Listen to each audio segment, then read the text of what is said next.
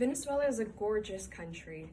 It's my family's home. It's where I used to feed iguanas lettuce, and where I used to watch my nonna work at his shop.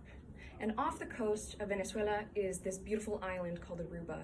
It encompasses these beautiful pink sunsets and inhabits these blue iguanas that lounge around on the rocks near the ocean. But those are not the most beautiful things that I've seen on that island. It's my family joking, laughing, and bonding, even if it is over me face planting into the beach. But that's what makes these travels very memorable. I love traveling, and when it comes to family, it becomes a cornerstone to keeping those relationships with them. Now, my family is very important to me, but my extended family, they're very important because I don't get to see them all that often. My family and I, we traveled to Venezuela when I was little, and so the air, it smelled like tobacco and salt. The country seemed so carefree, the people itself as well. And the overall presence was just something that I couldn't explain. The place almost seemed untouchable. It was almost too good to be true. We would spend nights making arepitas in the kitchen, and my parents, my aunts, my uncles, they would spend time just making conversation while I tried to understand the mind of a parakeet named Rey. So Rey, he was my cousin's, and I was deathly afraid of that bird. And to preface, in Venezuela, you have to have very tough skin. If you do not, they won't make fun of any little thing. Unfortunately, mine was being afraid of that parakeet, and my cousin, being the beautiful human being he was, decided to sneak that parakeet into my room while I was sleeping, and that went just as well as you probably think it did. I ran out screaming, and I realized it was a lighthearted joke, and so I learned through that those sorts of situations where you believe everything's going wrong, you need to keep that, as we say, ánimo. You have to keep yourself going, pick yourself up, dust yourself off. And I don't believe I would have learned that lesson at such a young age if we haven't traveled to Venezuela.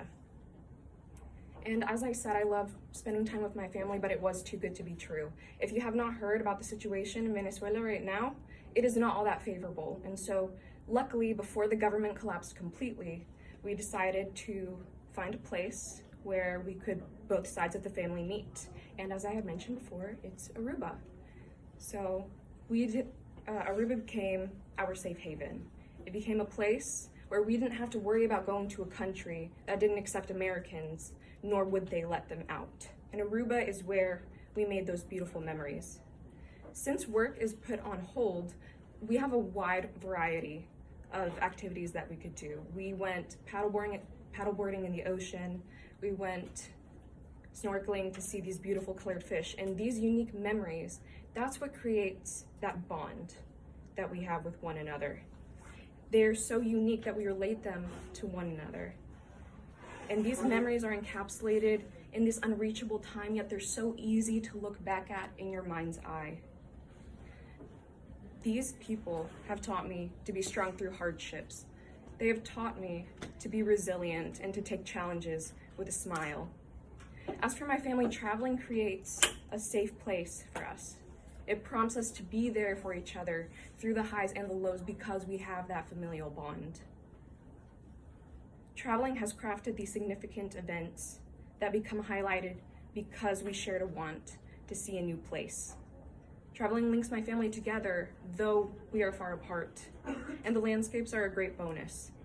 Traveling has helped me stay close with them, and without it, I couldn't have learned these lessons from such a young age and in a safe environment. To travel is to file those life experiences into your brain as well as those lessons. Thank you.